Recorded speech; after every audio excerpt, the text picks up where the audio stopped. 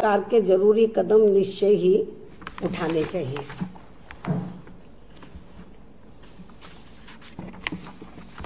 इतना ही नहीं बल्कि इन परीक्षाओं के महत्व को देखते हुए अब तो माननीय सुप्रीम कोर्ट के निर्देश अनुसार इन परीक्षाओं में बाहर से शामिल होने वालों को विशेष वंदे भारत विमान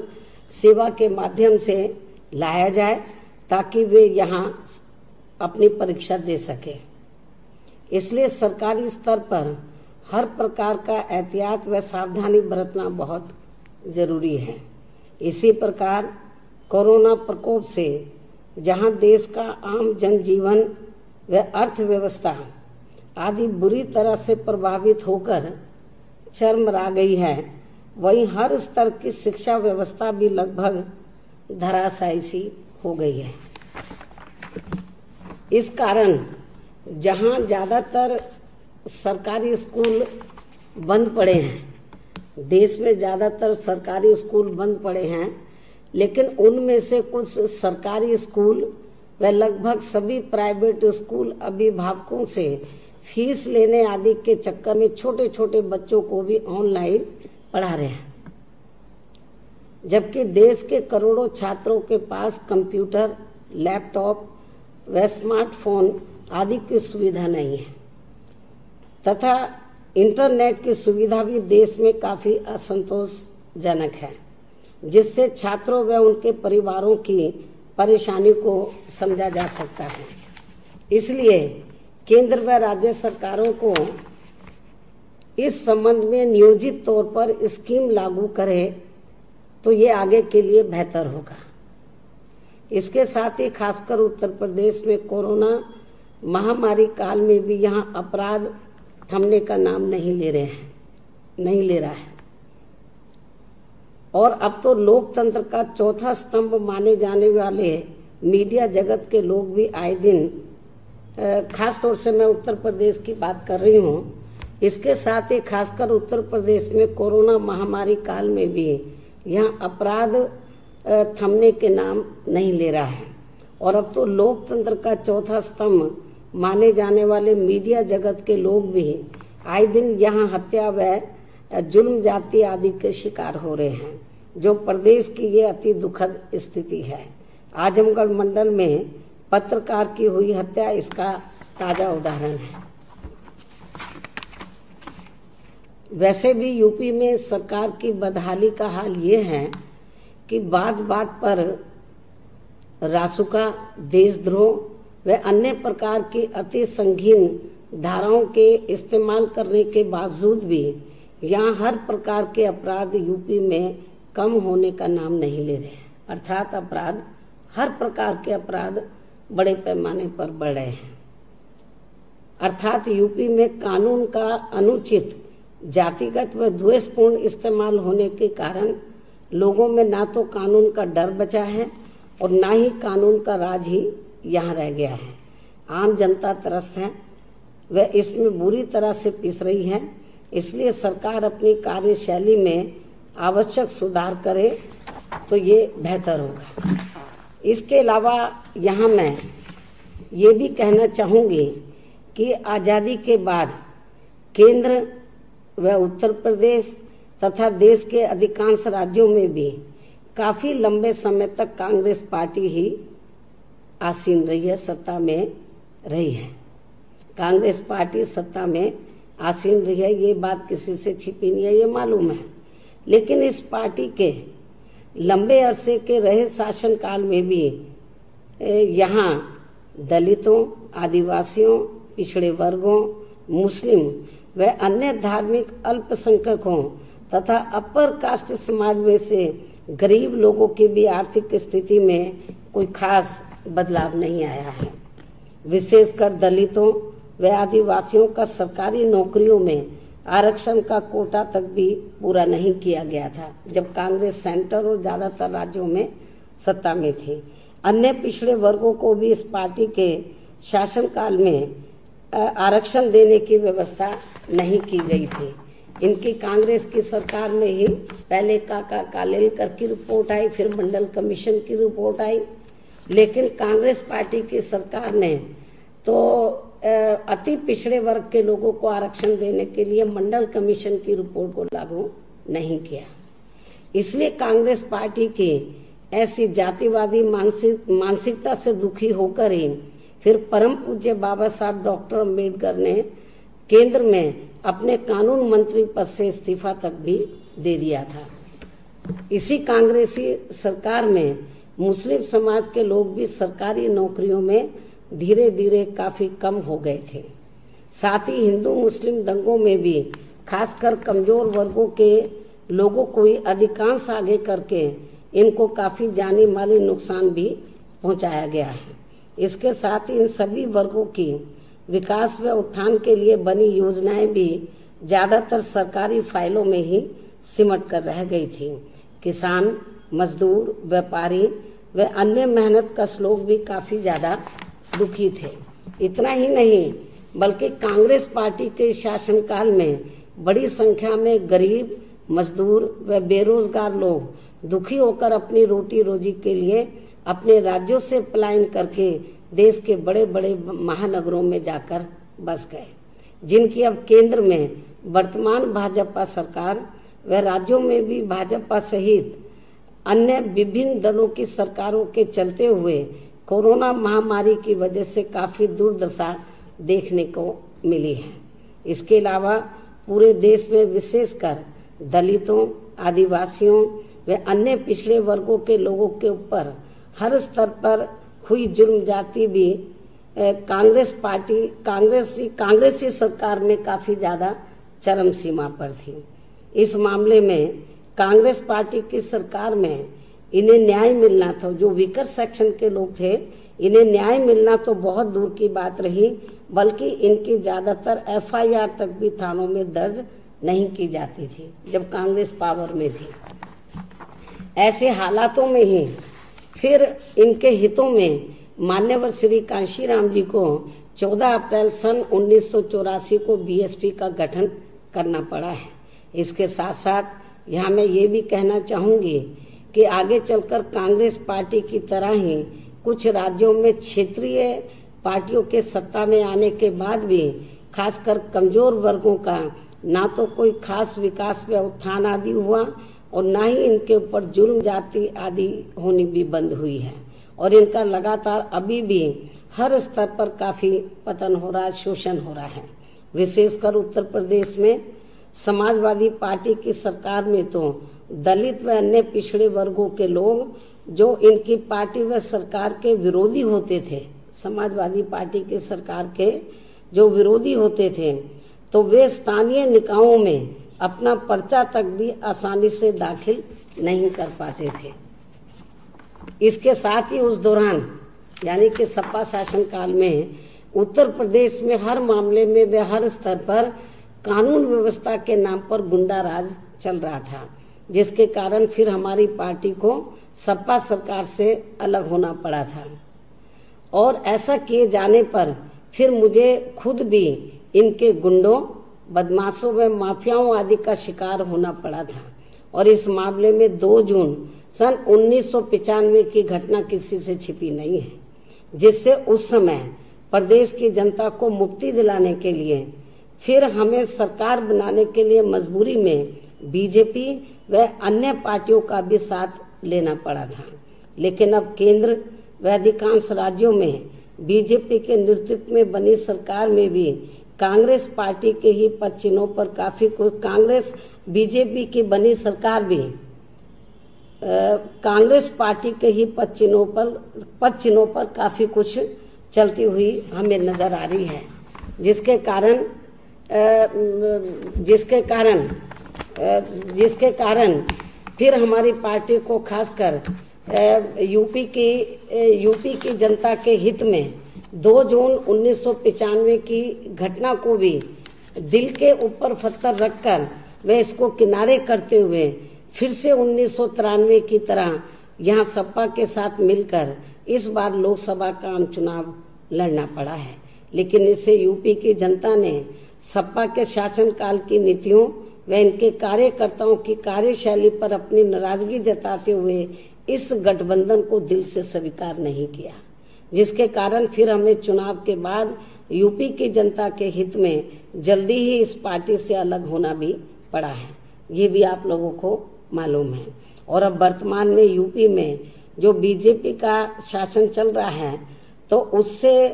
हर मामले में वे हर स्तर पर वैसे सभी वर्गों व धर्मों के लोग काफी ज्यादा दुखी हैं। लेकिन खासकर कानून व्यवस्था के मामले में तो हमें सपा व भाजपा के शासनकाल में कोई विशेष अंतर नजर नहीं आता है। इस सरकार में भी जातिगत व राजनीतिक द्वेष की भावना से लोगों का शोषण एवं उत्पीड़न आदि होना अभी भी बंद नहीं हुआ है। इस मामले में खासकर दलितों, अति पिछड़े वर्गों, मुसलमानों व अपर कास्ट समाज में से मुख्य तौर पर ब्राह्मण समाज का तो अब हर स्तर पर काफी ज्यादा शोषण एवं उत्पीड़न आदि किया जा रहा है। आए दिन महिलाओं का भी काफी ज्यादा उत्पीड़न हो रहा है। सरकार दुखी व पीड़ितों को न्याय दिलाने की बजाय, वर्तमान भाजपा सरकार दुखी व पीड़ितों को न्याय दिलाने की बजाय उनके मामलों को ज्यादातर दबाने का ही प्रयास करती रही है। लेकिन उनके मीडिया में उजागर होने पर कार्रवाई के नाम पर ज्यादातर खाना पूर्ति ही की जाती रही है और अभी भी की जा रही है, जिससे प्रदेश की जनता इनकी इस कार्यशैली व खराब कानून व्यवस्था से लगातार काफी दुखी व परेशान ही हमें नजर आ रही है। ऐसे में इनकी मदद के लिए मेरा हर घटना स्थल पर, ये जो लॉ एंड ऑर्डर बहुत ज्यादा यूपी में खराब है, हर प्रकार का क्राइम बढ़ रहा है और कानून व्यवस्था तो एक प्रकार से यूपी में दम तोड़ चुकी है। बहुत खराब हालत है और आए दिन बड़े पैमाने पर लोगों के ऊपर जुर्म जाती हो रही है। चोरी है, डकैती है, लूट मार है, हत्या है, महिलाओं के साथ बलात्कार है, ये आदि घटनाएं एक आम हो गई है। उत्तर प्रदेश में 75 जिले हैं वर्तमान में। कोई दिन ऐसा नहीं जाता जिस दिन किसी हर जिले के अंदर कोई ना कोई घटना ना होती हो। बहुत बुरा हाल है। अब ऐसे में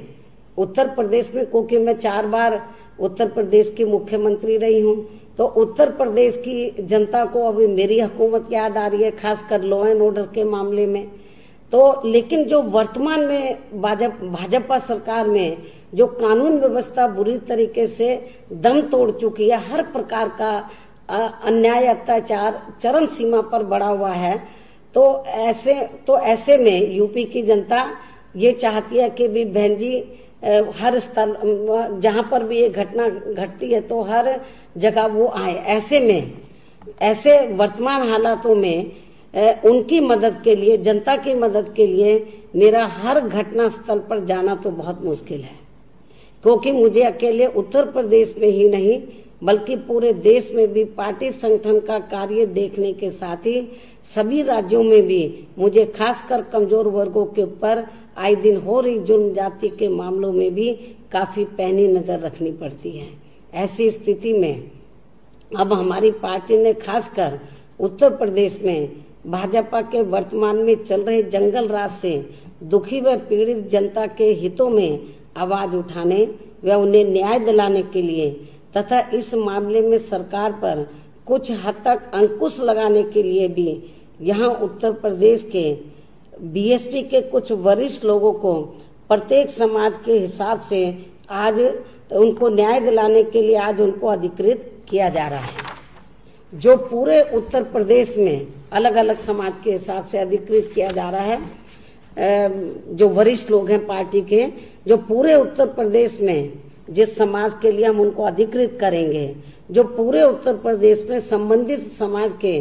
किसी भी व्यक्ति पर उसे अन्याय व अत्याचार के अति गंभीर व अति संवेदनशील मामलों में घटनास्थल पर पहुंचकर उसे न्याय दिलाने के लिए जो पूरे उत्तर, जिनको मैं अधिकृत करूंगी प्रत्येक समाज के हिसाब से, तो उनका काम क्या होगा? जो पूरे उत्तर प्रदेश में संबंधित समाज के किसी भी व्यक्ति पर उसे अन्याय व अत्याचार के अति गंभीर व अति संवेदनशील मामलों में घटनास्थल पर पहुंचकर उसे न्याय दिलाने के लिए तथा कोरोना गाइडलाइंस का भी पालन करते हुए अपनी जिम्मेवारी को पूरी ईमानदारी व निष्ठा से निभाएंगे जिनको अधिकृत किया जाएगा। लेकिन अति गंभीर व अति संवेदनशील मामलों को छोड़कर वहां पर तो ये लोग घटना स्थल पे जाएंगे जिनको मैं अधिकृत कर रही हूँ, जो अति गंभीर मामले होंगे, अति संवेदनशील होंगे। लेकिन अति गंभीर व अति संवेदनशील मामलों को छोड़कर बाकी छोटे मामलों में भी वे टेलीफोन के जरिए वहां के पुलिस व प्रशासन से बात करके उनको न्याय दिलाने की पूरी कोशिश करेंगे। और ये विशेष व्यवस्था हमारी पार्टी को मजबूरी में यहाँ उत्तर प्रदेश की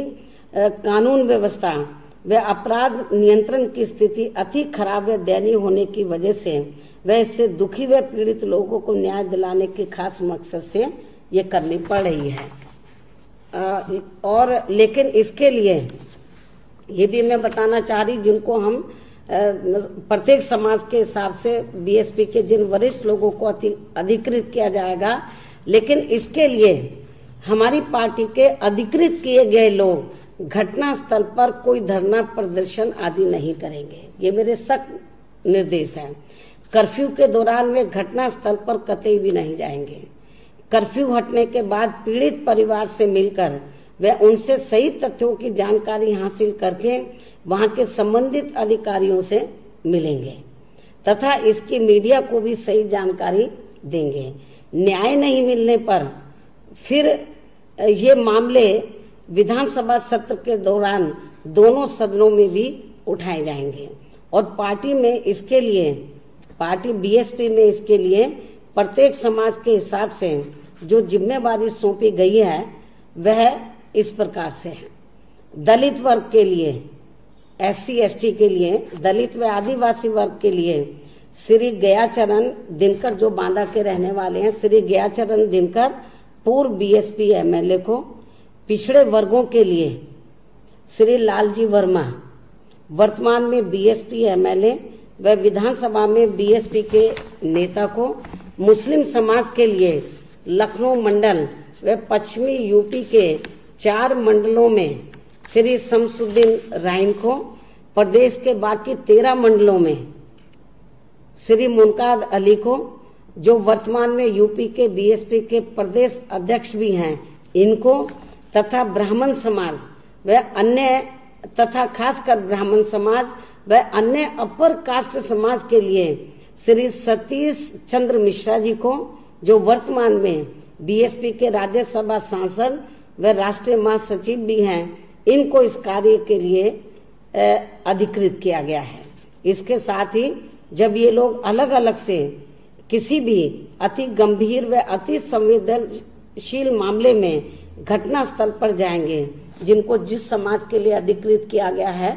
यदि उनके पर जब जुल्म जाती होती है, अति गंभीर अति संवेदनशील मामला है, तो जब ये लोग अलग अलग से किसी भी अति गंभीर, यानी कि अपने अपने समाज में किसी भी अति गंभीर व अति संवेदनशील मामले में घटना स्थल पर जाएंगे, तो वहां BSP के स्थानीय सेक्टर मुख्य प्रभारियों को भी साथ में लेकर जरूर जाएंगे।